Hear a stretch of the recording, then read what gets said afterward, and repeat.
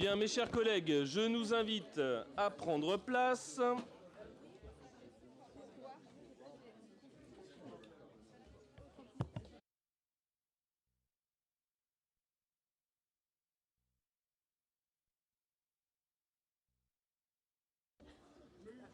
Je vous propose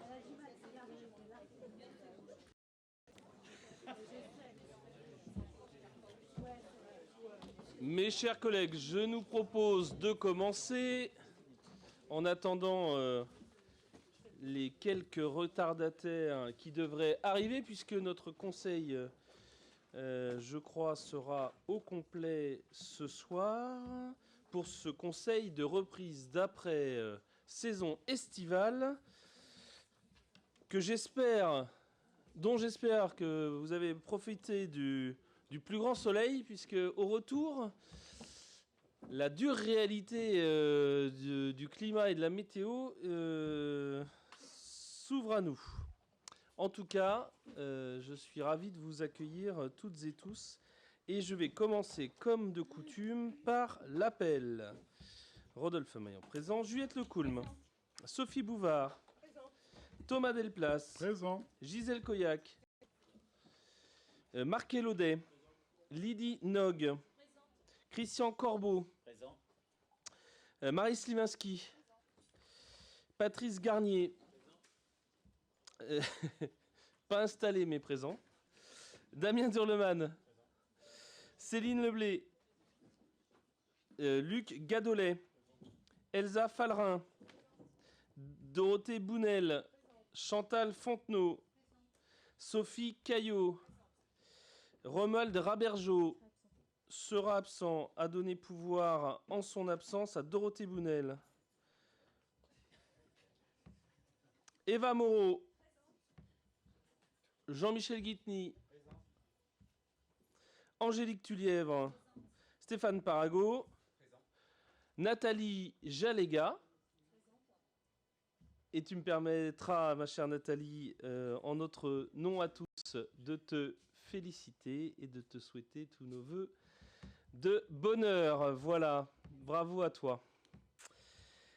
Charles Béchu, Christine Somnolet, Nicolas Van Kamerbeek, Alexandra Degré, pardon, Anthony Joussaume, Delphine Croix-de-Proux devrait arriver, Yvan Le Chevalier, Gilles Moxion, Jessie Robert, Jean-Marc Chirol, Gilles Dadouézy et Stéphane Caillot, composant l'ensemble du quorum de notre assemblée. Seront secrétaires de séance Alexandra Degré et Anthony Joussaume.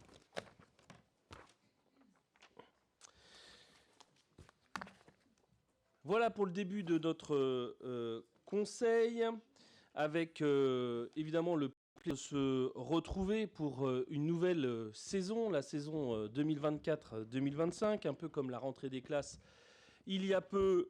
Voici la rentrée des élus, sur tous les plans d'ailleurs, parce que vous aurez tous remarqué que nous avons aussi une rentrée de gouvernement, après un temps de latence que chacun qualifiera d'ailleurs de quelques jours, de quelques mois, de sans doute trop de semaines à mon goût, mais voilà, c'est personnel. Le nouveau gouvernement a été nommé. On en pense évidemment ce qu'on en veut, et la liberté, c'est d'abord ça. Je lui souhaite pour ma part de réussir, non pas parce que je veux la réussite a priori de ce gouvernement, que je ne connais pas tout de ce gouvernement dans l'ensemble des personnes qui composent, mais je crois vraiment que c'est à travers son succès que la France pourra prospérer. Et puis je me fais quand même un constat, c'est le premier qu'on peut faire, parce qu'on est vraiment au début, on n'a pas encore de discours de politique générale, mais je me fais un constat, il y a environ 40% de ce gouvernement qui est composé de femmes et d'hommes qui ont été maires ou présidents de PCI. Et je me dis quand même que ces hommes et ces femmes de terrain doivent pouvoir se rappeler les réalités concrètes qu'ils ont su mener dans leur commune ou dans leur territoire, et que ces réalités concrètes pourraient être aussi des réussites pour notre pays. Je rappelle aussi qu'on les attend beaucoup sur le pouvoir d'achat qui est plutôt en berne, sur la sécurité vacillante de notre pays. Et puis, sans doute que nous aurons à débattre de la gestion budgétaire. En tout cas, nous le ferons au prochain conseil municipal avec le débat d'orientation budgétaire. Je crois que la gestion budgétaire de notre pays, celle qui entraîne cette dette incommensurable, doit nous faire réfléchir sur l'avenir que nous proposons à nos enfants. Et pour enrayer ce déclin, moi je crois vraiment à cette République des maires. Je crois à cette impérative nécessité de rétablir la confiance et de garantir l'avenir de notre pays. Et je crois que les maires, c'est la bonne méthode, le pragmatisme, les convictions, mais sans idéologie barbare, convaincus que la performance de l'action publique doit être au cœur de la République. Les maires sont les acteurs, je le crois, de la vitalisation de la démocratie et de la parole publique. Et puis être maire, c'est travailler sur le temps long, voilà, c'est travailler à un cap clair, ambitieux, c'est prendre en compte les défis d'aujourd'hui, anticiper ceux qui arrivent. Être maire, c'est aussi travailler en profondeur sur une planification rigoureuse des projets, savoir aussi s'adapter aux opportunités, en tout cas être capable d'avoir une vision pour résister à l'épreuve du temps. Et quand on parle de projets à long terme, je pense tout de suite Loirie Cœur Vert, à laquelle l'ensemble de cette assemblée a participé. Je pense à nos stratégies scolaires, sportives, culturelles. Je pense au travail avec les associations, ma chère Gisèle, que tu as porté et qui a abouti cette année. Je pense que nos décisions d'aujourd'hui dessineront la prospérité de Vertou pour les décennies à venir, et que ces stratégies audacieuses, co-construites avec les Vertaviens, sont solides et durables. Je crois enfin que la politique, elle peut être riche de sens quand elle est guidée par une vision assumée, évidemment, mais aussi partagée par le plus grand nombre via l'implication citoyenne. Et avec Damien et un certain nombre de conseillers et d'élus, nous avons pu partager l'illustration de cette implication citoyenne par l'exemple de Beautour Village, avec le week-end dernier l'inauguration de la botte mobile, qui était, je crois, malgré le temps, une vraie réussite. Enfin, le temps long me permet d'évoquer aussi le travail de nos agriculteurs, de nos viticulteurs, ceux qui prennent soin de nous, ceux qui prennent soin de notre alimentation, et ceux dont nous devons prendre soin. Nous voulons leur dire aujourd'hui, parce que la période est difficile, qu'ils ne sont pas seuls. Nous voulons leur dire qu'ils peuvent compter sur notre soutien actif dans cette période de turbulence.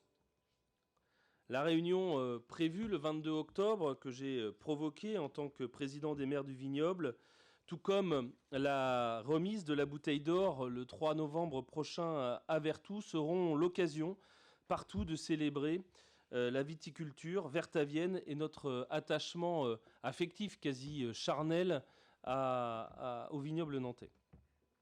Voilà ce que je voulais dire en introduction, notamment pour que chacun, avec cette vision partagée, puisse s'engager pour le bien commun, mais je sais que dans cette assemblée, c'est le cas.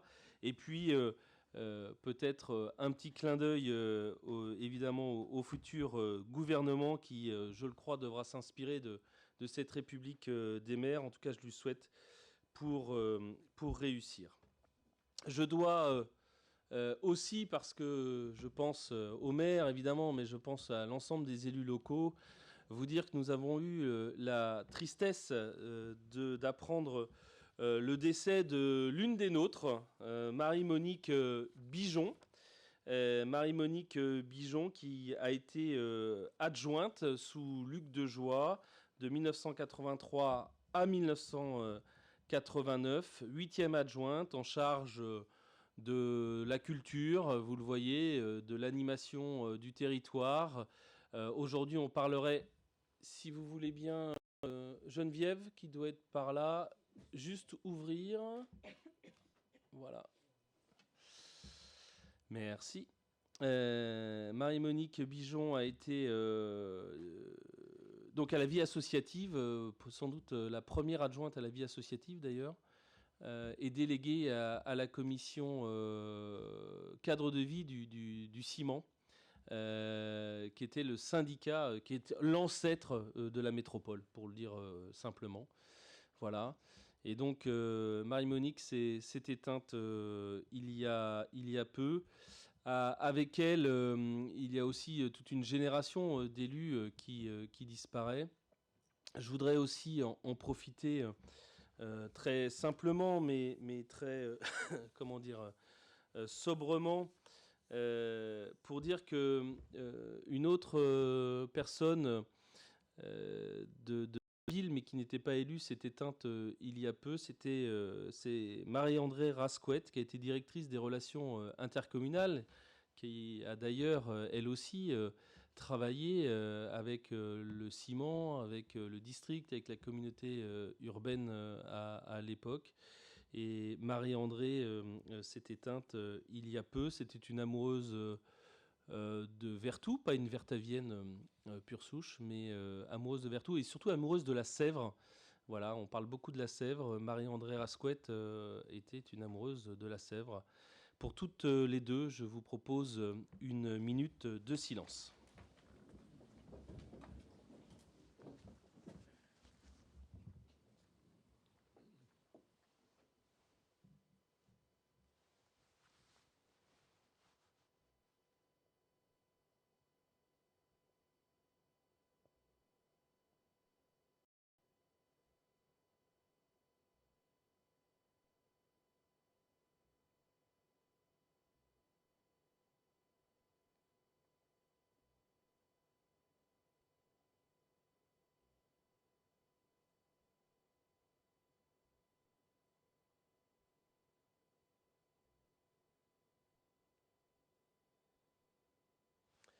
Je vous remercie.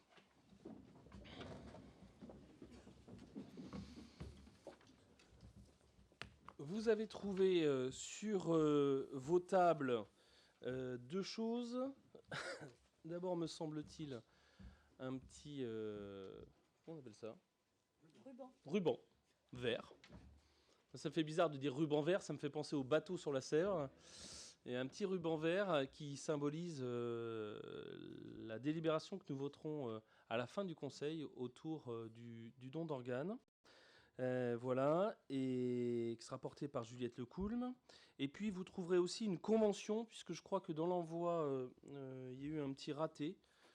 Pas la délibération, mais la convention annexée sur l'itinéraire de balisage de randonnée, enfin le balisage de l'itinéraire de randonnée, pardon, que vous trouverez sur vos tables. Je dois vous faire approuver également en début de conseil le compte-rendu de la séance du 27 juin dernier. Y a-t-il sur ce compte-rendu des questions ? Je peux passer aux voix. Y a-t-il des abstentions, des oppositions ? Je vous remercie, c'est donc adopté. Il y a un certain nombre d'informations que vous avez devant les yeux, notamment la question des marchés passés depuis le 27 juin et qui ne seraient pas passés dans les différentes commissions éventuellement. Voilà. Beaucoup de marchés de travaux, vous le voyez, et de prestations. Rien de spécial, je regarde. Non, beaucoup de travaux effectivement sur sur la question des écoles, mais vous le savez, c'est une priorité chez nous, mais nous aurons l'occasion d'en reparler de cette stratégie scolaire. Nous avons des informations sur les frais juridiques, comme vous l'avez vu, et nous en aurons, je le dis, pour la fois prochaine également, puisque nous aurons juridique d'huissier et d'avocat encore, puisque encore une fois, des occupations illicites de terrain se sont fait jour par certaines populations. Et donc, à chaque fois, nous rappelons que oui, nous devons accueillir, mais que nous devons accueillir dans les limites de la légalité. Je souhaite que tout le monde respecte la loi, ce qui n'est pas le cas aujourd'hui. Et donc, à chaque fois que la loi ne sera pas respectée, nous la ferons appliquer par les forces de secours et de sécurité, et notamment la gendarmerie. Voilà pour les informations. Je vous propose de passer aux délibérations en laissant la parole à Christian Corbeau pour cette première délibération autour du budget principal et de la première décision modificative. Merci, monsieur le maire. Donc, effectivement, première décision modificative pour l'exercice 2024. Alors, donc, cette décision modificative augmente les crédits de la section fonctionnement de 35 000 euros et pour la section investissement, nous constatons un déficit de 234 000 euros.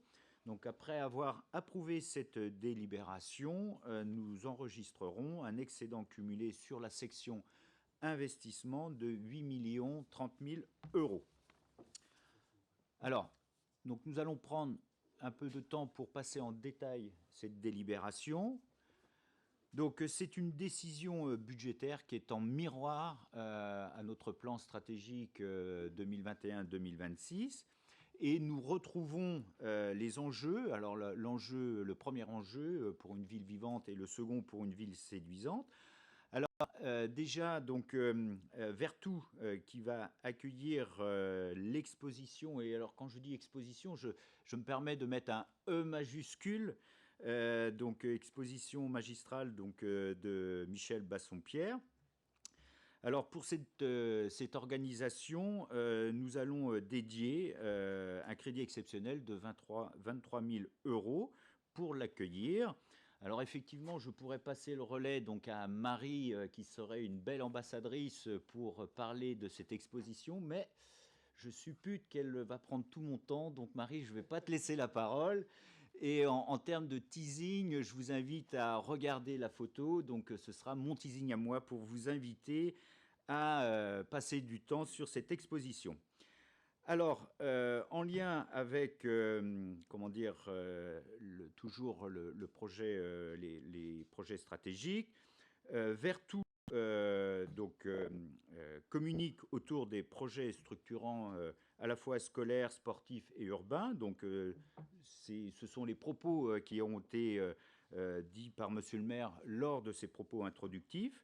Donc des crédits complémentaires pour accompagner tous ces projets structurants donc, de la collectivité, à la fois donc, la stratégie scolaire, la stratégie sportive et Loirie Cœur Vert, pour un montant de 31 440 euros. Donc l'enjeu 4, pour ceux qui se rappellent bien de notre projet stratégique, une ville engagée, donc Vertou qui donne les moyens aux associations et aux services municipaux.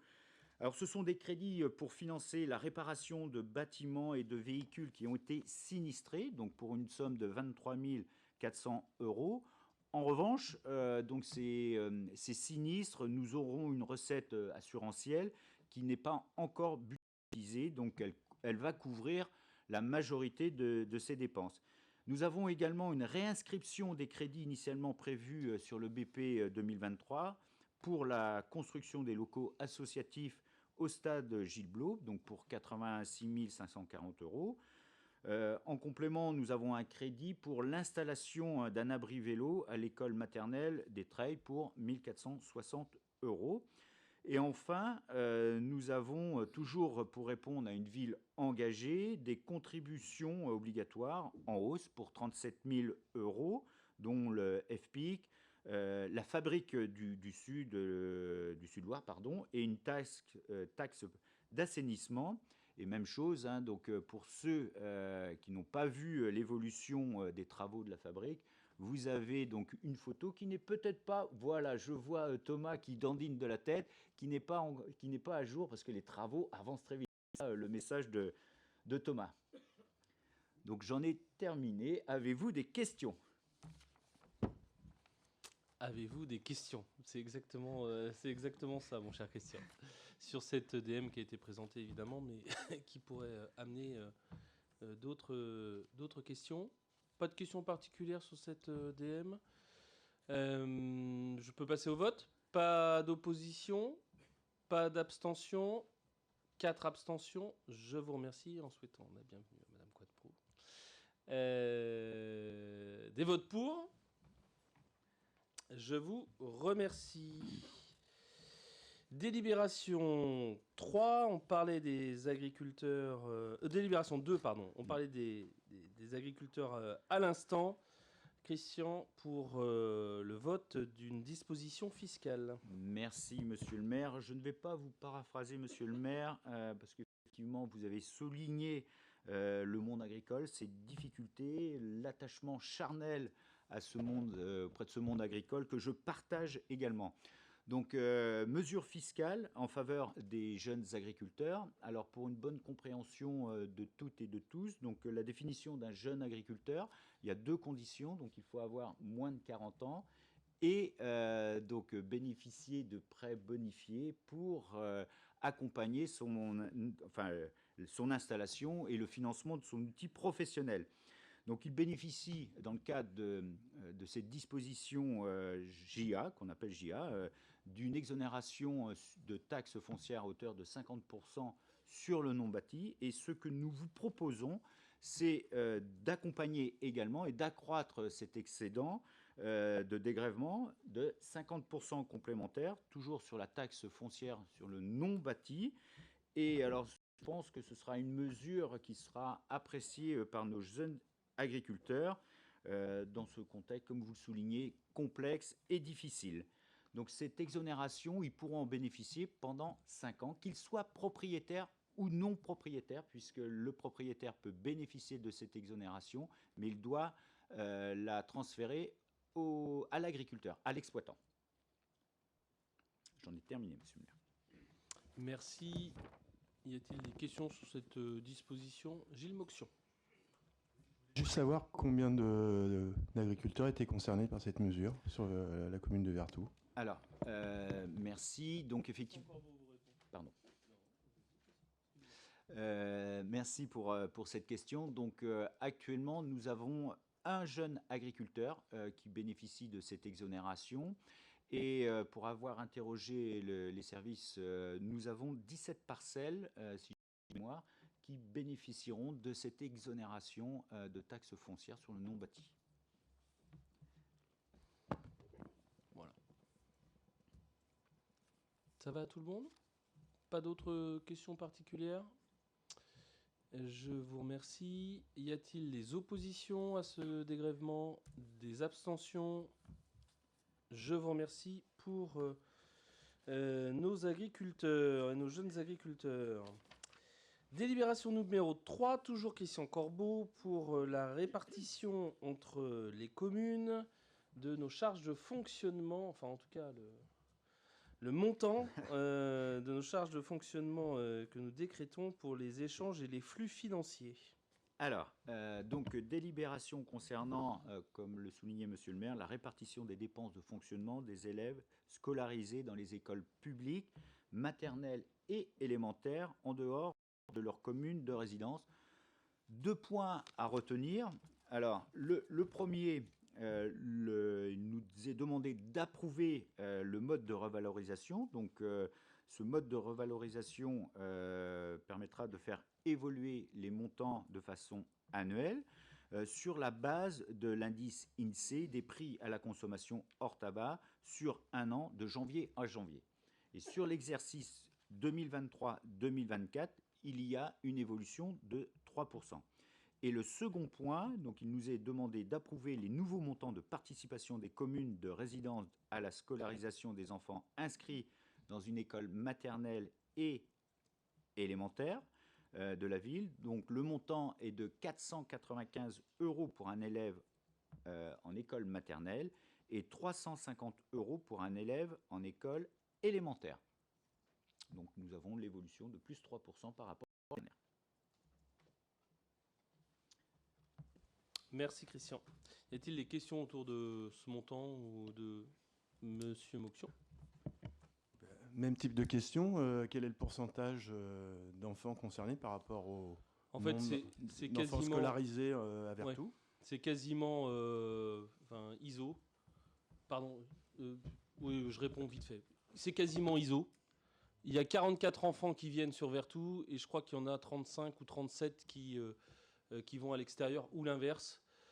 Donc vous voyez que les flux ils sont équivalents sur combien d'enfants scolarisés en tout, Patrice, sur Vertou dans le primaire? Voilà.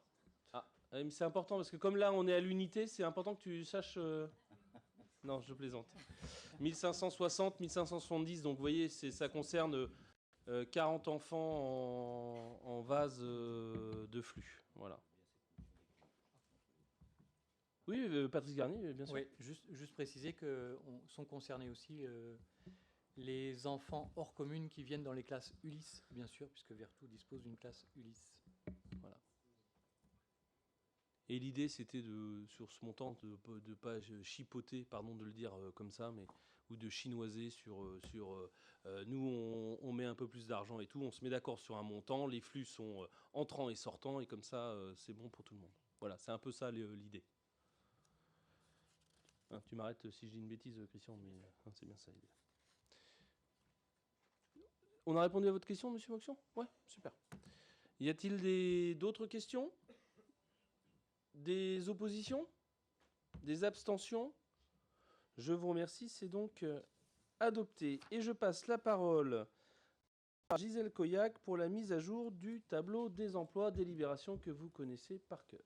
Enfin, pas celle-ci, hein, mais le principe. Absolument. Merci, Monsieur le maire. Donc, comme d'habitude, effectivement, en vue de mettre en adéquation les besoins de service et notre tableau des emplois, il vous est proposé aujourd'hui de créer 4 emplois permanents à temps complet, donc de rédacteurs, d'animateurs, d'agents de maîtrise et de techniciens territoriaux. Donc ces postes font l'objet d'une création, mais font suite à des promotions internes et pour les besoins de recrutement, donc feront l'objet par la suite de suppression. Voilà, Monsieur le maire. Merci. Ça me permet... C'était performant. Non mais Gisèle... Y a-t-il des questions? En tout cas, ça me permet de dire que ces créations de postes qui sont issues de la promotion interne disent aussi de la qualité du service public produit à Vertou, dit la qualité aussi des compétences acquises et valorisables de nos agents. Et donc, je suis assez fier que nous puissions voter ces créations d'emplois. Mais je reste ouvert, et Gisèle Coyac surtout, aux questions, s'il y en a. Pas de questions? Pas d'opposition? Pas d'abstention? Je vous remercie pour nos agents. Et je passe la parole pour la 5e délibération à Thomas Delplace. Je n'arriverai pas à être aussi synthétique que Gisèle, j'en suis désolé. Donc nous vous proposons ce soir que notre commune adhère au réseau Clair-Tépos, le comité de liaison des énergies renouvelables territoire à énergie positive. Le réseau Clair-Tépos regroupe 300 adhérents en France, dont plus de 100 collectivités. Il est à noter que Vertou sera la première collectivité de Loire-Atlantique adhérente à ce réseau. Donc le réseau Clair-Tépos, ça regroupe des experts reconnus dans le domaine des énergies renouvelables, de la gestion durable de l'énergie. En rejoignant ce réseau, notre commune pourra bénéficier de conseils techniques précieux et d'une expertise pointue. Cela nous permettra de concevoir et de mettre en œuvre des projets énergétiques plus efficaces et adaptés à notre contexte local. L'adhésion au Clerté-Poste nous ouvrira les portes du partage d'expériences avec d'autres collectivités locales ayant mené des projets similaires. En apprenant de leurs réussites et de leurs erreurs, nous pourrons éviter les écueils, adopter les solutions éprouvées, ce qui facilitera la mise en œuvre de nos projets. Et pour les autres membres du réseau, Vertu pourra inspirer. Le Clerté-Poste donc, offre aussi des outils, des guides pratiques et des formations qui pourront améliorer nos compétences, celles de nos agents et de nos élus, pour optimiser la gestion de nos projets énergétiques. Donc, en intégrant le réseau Clerté-Poste, nous affirmons notre engagement dans la transition énergétique et le développement durable. Lors du dernier conseil municipal, nous avons enclenché la démarche TET, Territoire engagé transition environnementale de l'ADEME. L'adhésion de ce jour s'inscrit bien évidemment dans ce développement de cette démarche structurée. Cela montre également notre volonté de participer activement à la lutte contre le changement climatique en réduisant notre dépendance aux énergies fossiles et en favorisant les énergies renouvelables. Et comme le disent si bien nos amis belges, andorrans, angolais, haïtiens, bulgares, boliviens, géorgiens, malaisiens et tant d'autres, l'union fait la force. Et l'adhésion à un réseau nous permet de minimiser nos risques, de multiplier nos ressources et de maximiser notre impact. Je vous remercie. Merci beaucoup. Y a-t-il des questions sur cette adhésion dont j'ai appris que nous serions le première collectivité en Loire-Atlantique et qui regroupe combien de... On a 300 membres dans le réseau. Ah oui, pardon, c'est marqué. Oui, pardon, donc plus de 100 collectivités. Autant pour moi. Mes premières en Loire-Atlantique. Eh bien, on espère que ça fera un exemple pour les autres à suivre. Voilà. Y a-t-il des questions sur cette délibération et cette adhésion? Pas de questions particulières. Y a-t-il des oppositions? Des abstentions? Je vous remercie, c'est donc adopté.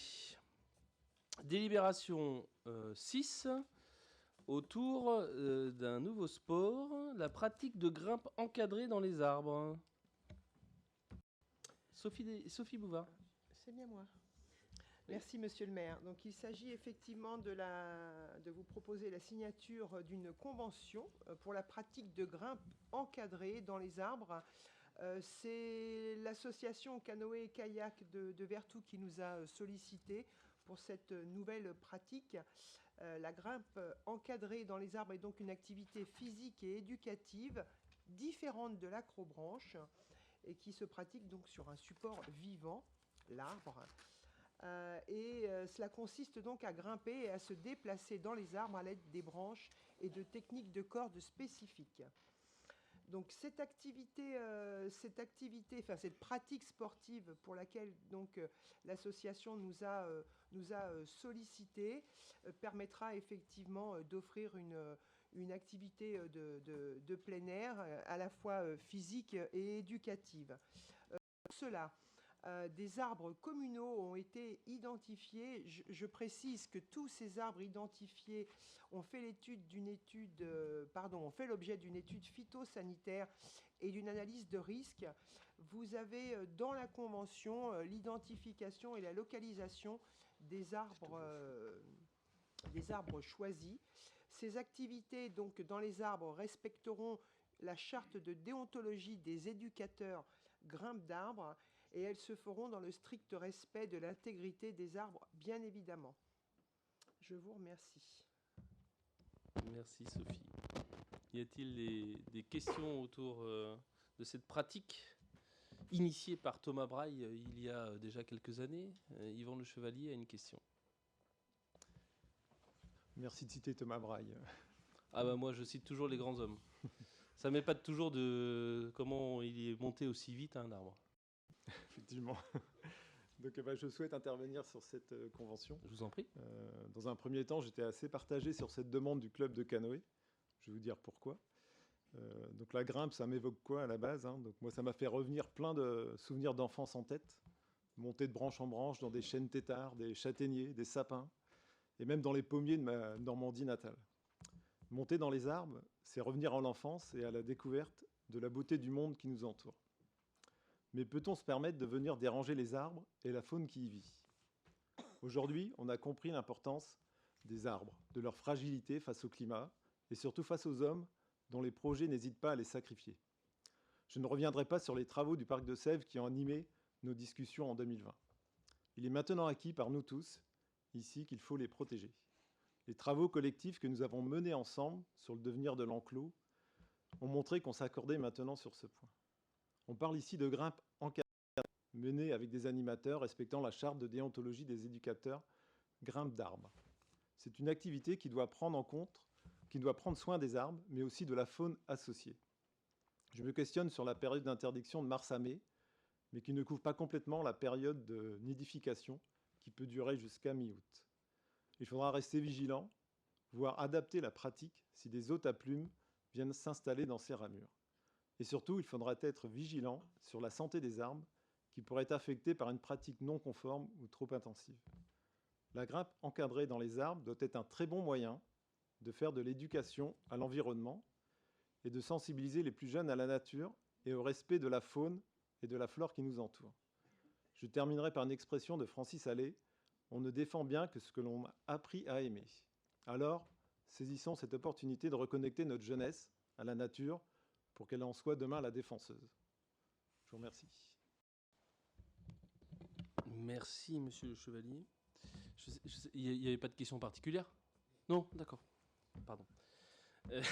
Non, c'était pour mobiliser Sophie au cas où j'avais raté quelque chose. Mais moi, je partage. Il faut aussi s'adapter quand... enfin, voilà, si on voit que, effectivement, la faune et la flore, ça ne s'arrête pas à des jours précis, évidemment. Mais je retiens dans votre propos qu'il y a des acquis et l'acquis aussi que je retiens, mais évidemment, on peut ne pas partager le même, c'est qu'il y a des choses qui sont possibles. Les projets sont possibles. J'étais encore cet après-midi dans un endroit où, pour le bien public, pour la sécurité des gens, il a fallu abattre 5 chênes pour étendre la gendarmerie dont avait besoin l'ensemble des citoyens. Eh bien, il y a eu plus de 20 arbres qui ont été plantés. Alors évidemment, les arbres, ils ne sont pas aussi gros que ceux qui ont été abattus. Mais c'est la canopée de demain. C'est l'avenir de demain. Et au lieu d'en avoir 5, il y en aura 20. Je crois que c'est aussi ça qu'il est important de dire. Bien sûr qu'il faut faire attention à éviter d'abattre des arbres. Et comme ça a toujours été fait à Vertou, je le dis. Mais il faut aussi dire que les projets sont possibles en renouvelant la canopée, la nature. Je ne rappelle pas, et je ne veux surtout pas refaire le débat du parc de la Sèvre ici, mais je dis aussi qu'il y a des gens qui étaient contre ce projet et qui ont eu l'honnêteté de dire après, oui, et même aujourd'hui, oui, le projet a amené une qualité supérieure naturelle. Je ne sais pas si elle est environnementale, je ne sais pas s'il n'y a pas encore des choses à faire, sûrement, mais ça a apporté une qualité supérieure. Il suffit de voir la fréquentation de ce parc, même encore ce week-end, pour bien vérifier que ce parc, je le crois, a une qualité reconnue par les habitants de cette métropole. Donc oui à la vigilance. Moi, je partage ce que vous dites, très exactement. Mais cette vigilance, ce n'est pas un coup d'arrêt à tous les projets. Je crois vraiment qu'il faut faire en sorte que les projets soient possibles. Et en l'occurrence, en plus, même s'il faut faire attention, moi j'aime beaucoup vos souvenirs, parce que j'ai un peu les mêmes sur alors peut-être pas les pommiers, parce que j'étais pas en Normandie, mais un peu les mêmes, où dans les sapins, on allait grimper chez mon grand-père, et c'est vrai que c'est des souvenirs qu'on a toute une vie, et qui forgent aussi la manière d'appréhender la nature. Donc je voterai, moi, en tout cas, cette convention pour la pratique de la grimpe qui est encadrée et qui permet aussi la pédagogie autour de ces canopées, de ces arbres, avec beaucoup d'intérêt. Y a-t-il d'autres questions? Pas de questions particulières autres. Y a-t-il des votes contre? Des abstentions? Je vous remercie. C'est donc adopté. Je crois d'ailleurs qu'il y a, je ne sais pas si tu l'as dit, Sophie, il y a une douzaine d'arbres de concernés. Voilà, c'est ça. Et je passe la parole à Lydie Nog pour 2 délibérations qui sont connexes, puisque c'est la vente de délaissés. Merci, monsieur le maire. Donc, une délibération concernant la vente d'un terrain non bâti dans les parcs. Voilà, donc je vais commencer par la partie verte, si vous voulez bien, sur la délibération numéro 7. Donc, on se trouve au 17 avenue de la Vertonne, à l'arrière de l'entreprise Eurodécoupe qui nous a sollicité pour acheter cette parcelle. Donc, la parcelle qui supporte aujourd'hui la voie ferrée, qui est non entretenue. Donc l'entreprise Eurodécoupe nous a sollicité pour cette acquisition. La voie ferrée sur certaines portions dans la zone de la Vertonne permet l'aménagement de voies douces. Sur cette portion-là, le schéma ne peut pas se dessiner aussi lointain qu'on pourrait l'imaginer. Ça ne débouche en rien. Donc on a proposé donc de rester sur ce constat de vente à l'entreprise Eurodécoupe. Le terrain est en zone par rapport aux plumes UEI qui concerne donc exclusivement dédié aux activités industrielles, logistiques et de commerce de gros, susceptibles de générer des risques et des nuisances. Donc on est sur un terrain, comme je vous le disais au départ, non bâti. La surface aujourd'hui est de 3771 mètres carrés. La direction régionale des finances publiques a donné un avis en novembre 2023 à une valeur de 40 €. Nous nous sommes entendus après négociation sur un accord trouvé à 22 € le mètre carré, donc pour les 3771 mètres carrés, une valeur de 82 962 €. Vous pourrez constater également que ça fait partie de la requalification ou la dynamisation de la zone de la Vertonne quand on nous sollicite justement sur l'optimisation du foncier pour garder évidemment nos entreprises sur le sol vertavien.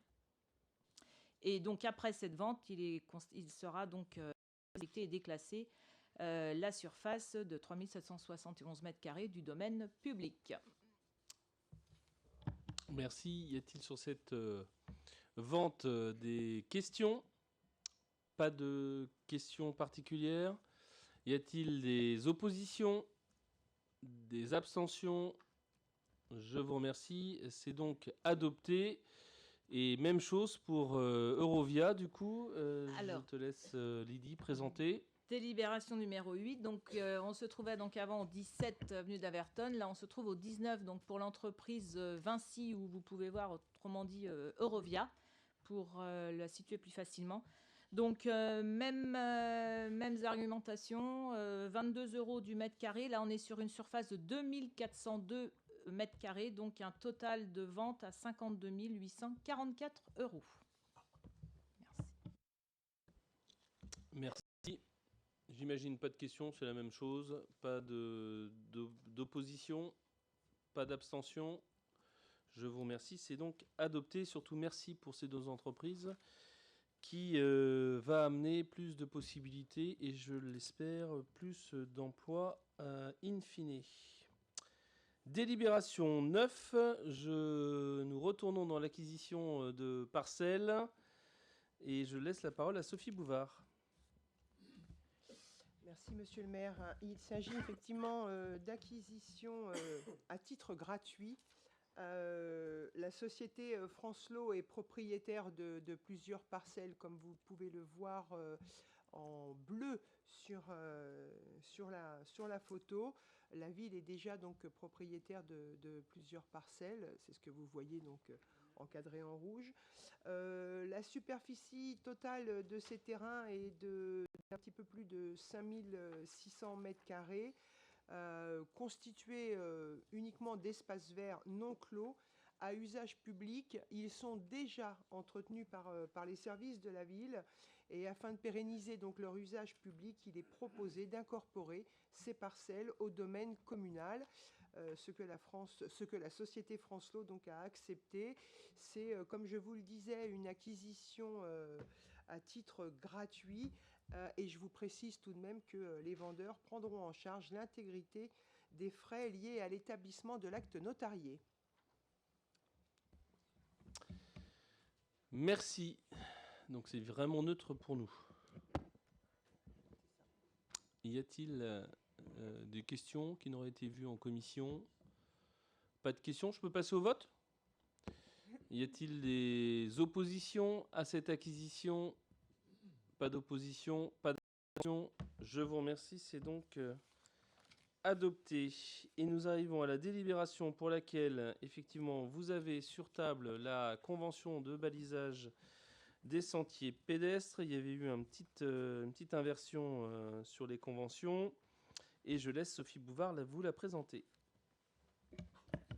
Merci, Monsieur le maire. Il s'agit donc voilà, je vais vous présenter cette convention de balisage des sentiers pédestres avec le comité départemental de la randonnée pédestre de Loire-Atlantique.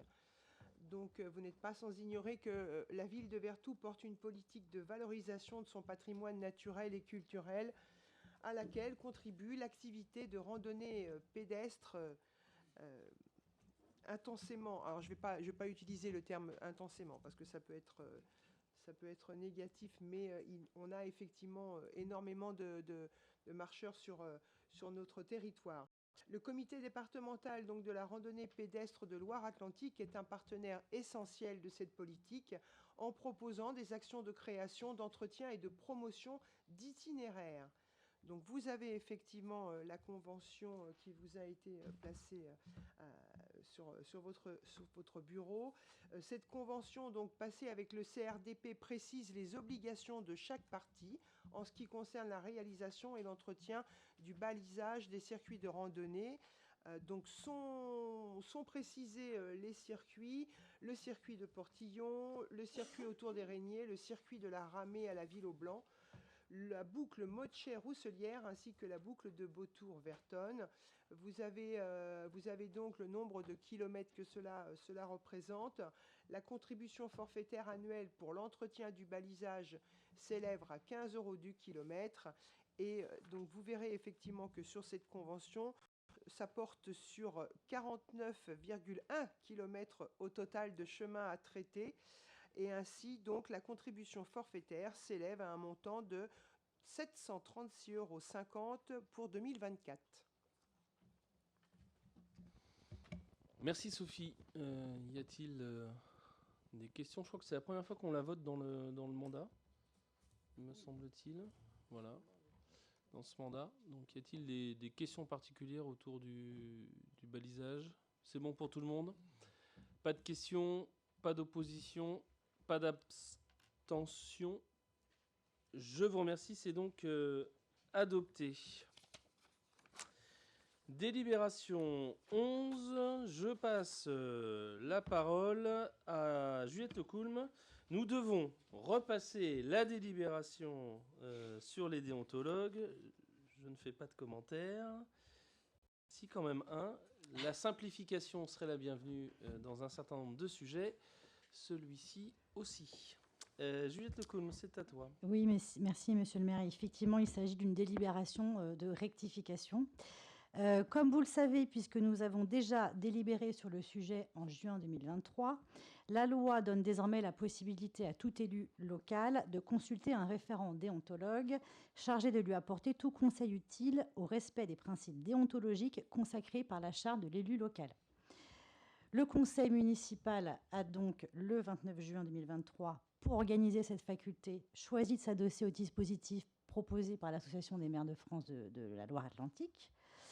J'ai perdu ma ligne, voilà, qui a constitué une liste de personnalités aptes à exercer la fonction de référent déontologue.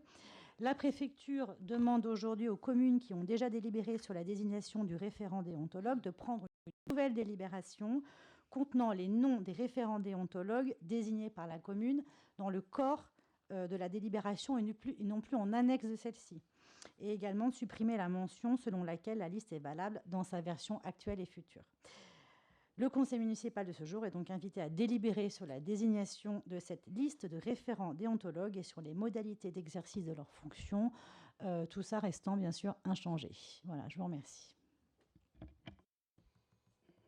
Voilà, simplification. Nous allons mettre dans le corps de la délibération donc les noms que nous avions mis en annexe. Exactement les mêmes noms, exactement dans le même ordre, voilà. Mais c'est sans doute ça qu'on appelle la bureaucratie. Y a-t-il des questions sur cette délibération? Je me souviens qu'elle avait été votée à l'unanimité, me semble-t-il. Donc, je ne vais pas mettre de pression à chacun, mais voilà. Pour la cohérence, je le dis un peu avant. Pas de questions? Pas d'opposition? Pas d'abstention?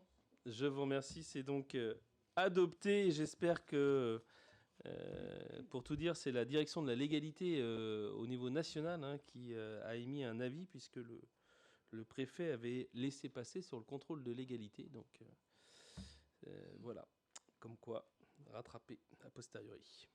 Délibération 12, vous la connaissez, on a l'habitude de la passer. C'est la convention annuelle pour le versement des fonds de concours. Et je laisse la parole à Juliette Lecoulme. Merci, monsieur le maire. Alors, effectivement, il s'agit d'une délibération annuelle qui concerne le fonds de concours attribué à la ville de Vertou par la métropole pour la gestion des sites à vocation touristique. Comme vous le savez, le 28 juin 2016, le Conseil métropolitain a mis en place un dispositif d'accompagnement financier au bénéfice des communes qui assurent la gestion des sites à vocation touristique et ou rayonnement extracommunal. Ce dispositif, il a été mis à jour en 2021. Il prévoit désormais que le montant alloué dépend du montant des dépenses éligibles de la commune bénéficiaire. Au titre de l'année 2023, la commune a présenté un montant de dépenses éligibles s'élevant à 57 892,99 € pour le site de la Chaussée des Moines et du Parc de la Sèvre pour l'attribution 2024 du fonds de concours en fonctionnement tourisme et de proximité. Nantes Métropole a informé la commune de l'attribution d'un fonds de concours 2024 en fonctionnement d'un montant de 20 000 € pour l'entretien écologique du site de la Chaussée des Moines et de son Parc de la Sèvre. Le fonds de concours sera attribué le 4 octobre lors de la prochaine séance du Conseil métropolitain. Et donc, il vous est proposé aujourd'hui d'approuver la convention annuelle qui fixe le montant de ce fonds pour 2024. Voilà. Y a-t-il des questions sur cette délibération? Là aussi, c'est la même que l'année dernière, mais c'est normal, on la vote chaque année. En fait, la métropole a besoin de l'ensemble des conventions. Ouais. Non, mais pas de problème. C'était pas un reproche, là, pour le coup. Y a-t-il des questions? Donc, pas de questions, pas d'opposition, pas d'abstention. Je vous remercie. C'est donc approuvé. Dernière délibération numéro 13. La signature de la charte Vertou, ville ambassadrice du don d'organes. Et je passe la parole à Juliette Lecoulme. Merci, monsieur le maire. Mes chers collègues, aujourd'hui, nous avons la chance de pouvoir donner un sens encore plus profond à notre engagement d'élus locaux et de citoyens. À travers son plan stratégique, la ville de Vertou porte fièrement les valeurs de santé, de solidarité et d'inclusion. Mais ce n'est pas simplement un objectif, c'est un devoir collectif que nous devons tous partager. C'est pourquoi nous souhaitons aujourd'hui inscrire notre commune dans la démarche ambitieuse de devenir une ville ambassadrice du don d'organes. Être ambassadeur du don d'organes, c'est bien plus qu'une simple sensibilisation. C'est faire entendre une voix forte qui parle de don, de solidarité et de fraternité, ciment de notre devise républicaine. C'est rappeler que le don d'organes, ce geste d'humanité, est une chance inestimable d'offrir la vie. Parler de don, c'est parler de vie, bien sûr. Mais il faut évoquer la mort. Mais avant tout, c'est célébrer la vie que l'on peut sauver. Saviez-vous qu'un seul don peut sauver jusqu'à 8 vies? En France, ce sont 27 000 personnes qui attendent une greffe. Une attente comparable à la population entière de Vertou. Ce chiffre doit tous nous interpeller et nous mobiliser. La loi est claire. Chacun d'entre nous est présumé consentant au don d'organes, à moins que nous daignions manifester notre refus. La liberté de chacun est primordiale et doit être défendue. Mais souvent, dans des moments chargés d'émotions, nos proches sont interrogés pour connaître nos volontés. Et si nous pouvions leur épargner ce choix, difficile, en ayant de notre vivant simplement pris le temps d'en parler. En devenant ambassadeur du don d'organes, notre mission, c'est de briser ce tabou, de porter cette conversation dans chaque foyer et d'encourager chacun à prendre une position de manière éclairée. C'est dans ce cadre que nous nous inscrivons aujourd'hui dans le dispositif national de ville ambassadrice du don d'organes, créé en janvier 2023 par le collectif Greffe Plus avec le soutien de l'Association des maires de France. Ce dispositif encourage des actions concrètes de sensibilisation et de communication autour du don d'organes. Nous valoriserons cet engagement par la signature officielle de la charte ville ambassadrice du don d'organes le 17 octobre prochain, lors de la journée mondiale du don d'organes. 3 panneaux stratégiques seront installés aux entrées de ville pour interpeller ceux qui passent avec un message fort et lisible. Ainsi, chaque passage sera une invitation à la réflexion et à la générosité. De plus, nous mènerons des actions d'information à grande échelle à travers le mensuel, notre magazine municipal mensuel, le Vertou Magazine, nos réseaux sociaux et divers canaux de communication. Chaque Vertavien sera invité à se poser la question du don. Nos agents municipaux seront aussi mobilisés avec la mise à disposition de rubans verts, symbole universel du don d'organes, qui sont mis à disposition et qu'un certain nombre d'entre vous portent déjà. En conclusion, il est de notre responsabilité, en tant qu'élus et aussi en tant que citoyens, de porter cette culture du don. Il ne s'agit pas d'imposer une décision, mais d'ouvrir un dialogue bienveillant autour de ce geste libre qui un jour pourrait tous nous concerner. Chacun d'entre nous peut devenir un ambassadeur de la vie.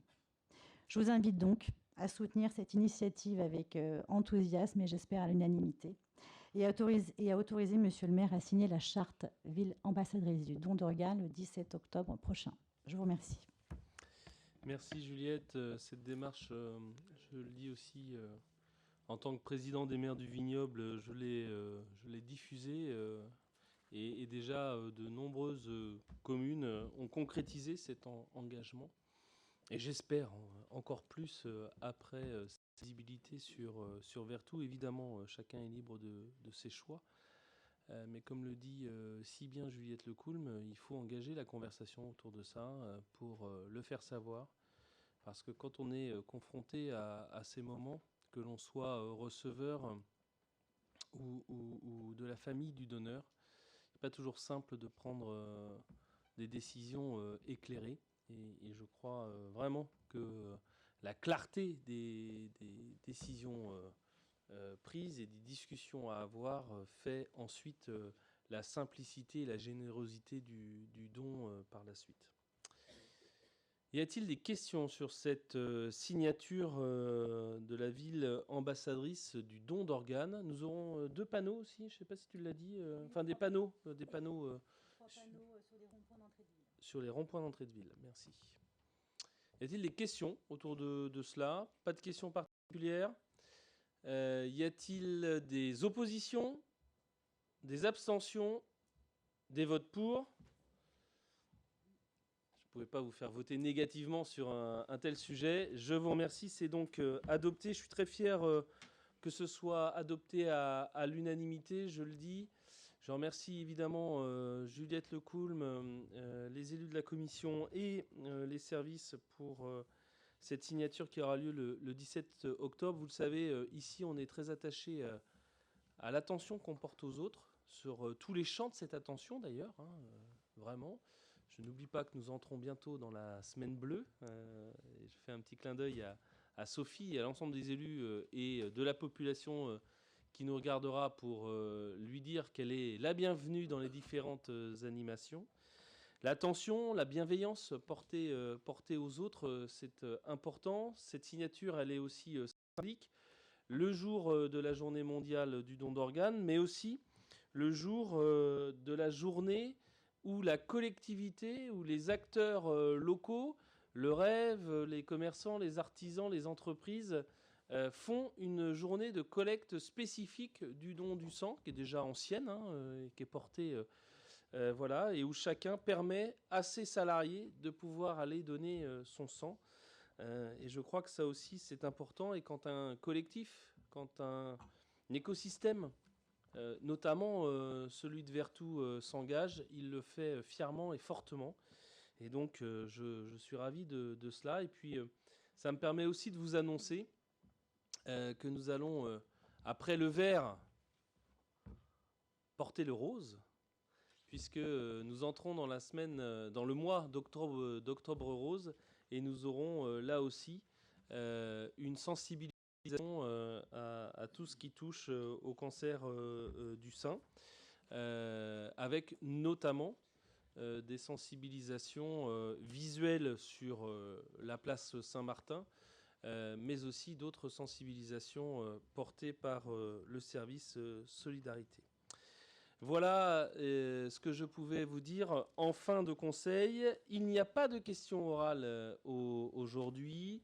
Je vous remercie pour l'efficacité de notre conseil municipal. Je n'oublie pas, Christine Véron-Leroy n'est pas là, mais elle me dirait, il y a une DM, il faut signer en fin et sur le petit